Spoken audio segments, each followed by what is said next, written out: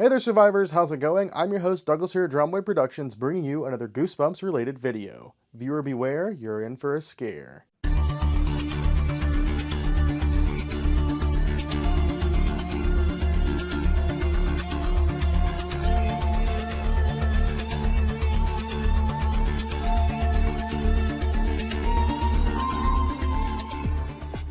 Goosebumps was an incredibly important part of my childhood, just like I'm sure it was for many of you who are watching this video.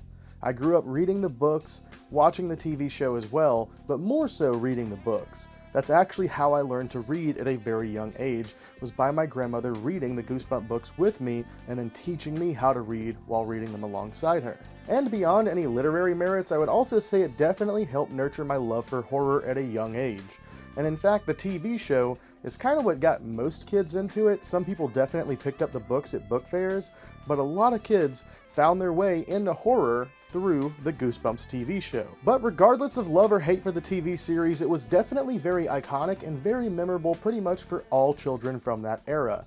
And you couldn't just escape it from the big screen or behind the cover of a book, because there was also a ton of Goosebumps merchandise back then. And if you want to have a good look at some of that awesome merchandise, go check out Goosebumps Aussie Fan. He has an absolutely stellar collection of Goosebumps stuff and almost every single piece of merchandise that's ever been made. But today we're going to be taking a look at some newer offerings from Trick or Treat Studios, and of course all of these are going to be masks. And since it all started with the books, let's go ahead and take a look at the book cover vacuform plastic masks first. Alright, here we have them in all of their plastic glory. So as far as the packaging on them, you have this pretty nice stylized hang tag, which of course definitely has the Goosebumps style to it. On the back, just pretty much straight black, a lot of copyright information, the barcode, etc. As for the information on who sculpted these, it says they were sculpted by Justin Mabry, and I think he did a pretty spectacular job at representing both of these creepy creatures from two iconic Goosebumps books. First, we'll take a look at the #1 Goosebumps boy, Slappy the Dummy. To me, this version of Slappy was always the creepiest. The one from the book, to me, was just way scarier, but still, all the versions of Slappy are very, very creepy. Now, these aren't quite as sturdy as the injection molded plastic, but they're still very, very nice sturdy vacuform masks. As far as the paint application, they're pretty much spot on. There's really nothing that needs to be touched up on these. Maybe a little bit of the outside of this eye. The black there looks a bit faint, but outside of that, it's pretty spectacular. And of course we have the Haunted Mask, arguably the most iconic episode of the TV series and book. I think they are the best-selling books, and also, for sure, to most people, the most iconic of the TV series, especially if you're a mask collector and fan.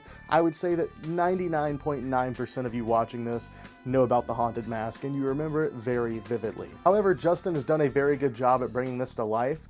As far as this one, you see out of this part of the eyes here, you've got some like half circle cuts. And on the Slappy one, you actually see above the eyes. So, pretty nice vacuform masks, and these are very, very cheap. So if you're a Goosebumps fan, I would say definitely pick these up. And that's pretty much it for the vacuform masks. I really wish Trick or Treat Studios would have put out a few more different cover masks. However, they definitely picked two classic characters to represent, and I love the outcome of both of them, but Slappy is definitely my favorite between the two. And now, moving on into the full head latex masks, let's start with Slappy the Dummy from the TV series. So at this point, there have been several different versions of Slappy represented on TV or in movies, but this one still takes the cake as the absolute creepiest.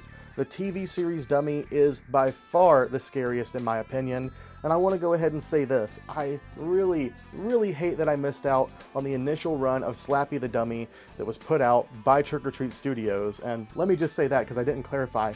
The full dummy. They had pretty much a life-size Slappy that was made. Unfortunately, I didn't grab one of those, and I was really hoping that when they brought this line back, Slappy would make a return. However, so far, no new Slappy, and at this point, I don't think he will return. So if anybody out there actually has a Slappy puppet that you want to try and trade, maybe reach out to me or comment down below, because I really would love to have one of those. But for now, we're going to be taking a look at the latex mask. So to start, according to the tag, this was sculpted by Mark Anthony, and of course on the tag you do have the full printed Goosebumps cover that this character is from.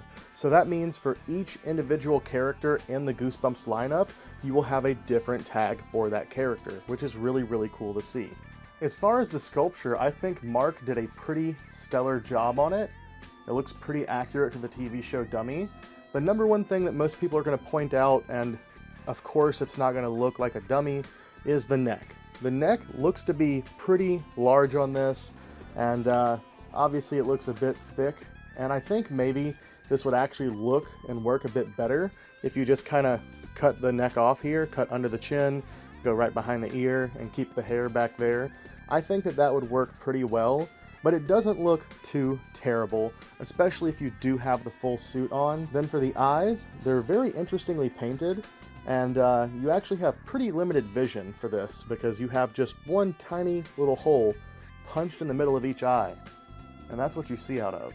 So not a ton of vision in this piece, but as far as for a display mask, this thing works very, very well. I guess it's also worth noting that there is foam inside of the head. I don't know how well you can see it, but there's a couple of pads of foam in there just to help fill things out.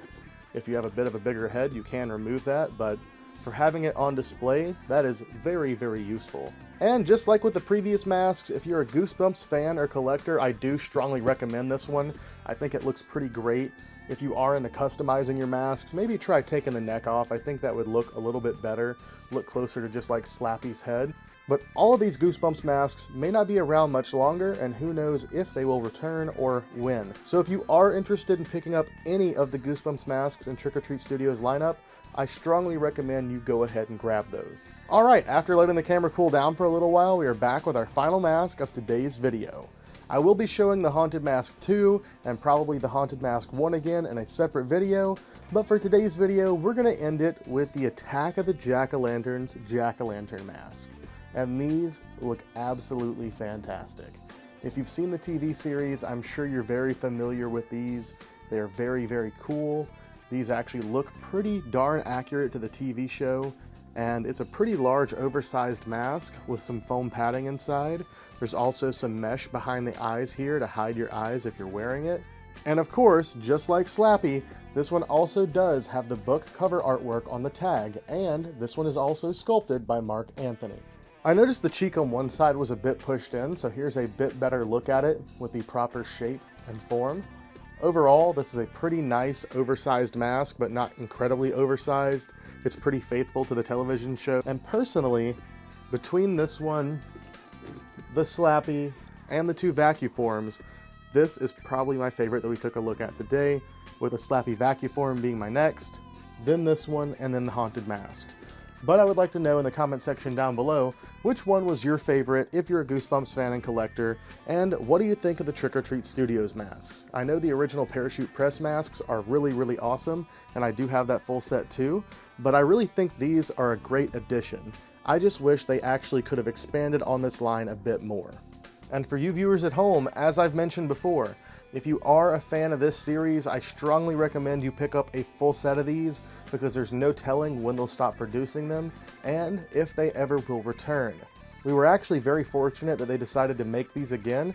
However, they did not bring back the Slappy puppet, and there's no telling how long these will stay around or if they will ever return. So I would say definitely get on these if you are a Goosebumps fan. And with that being said, I think that pretty much does it for today's video. I'll be sure to give you all some close-ups of these marvelous masks. Thank you for watching, I hope you enjoyed it, and see you next time.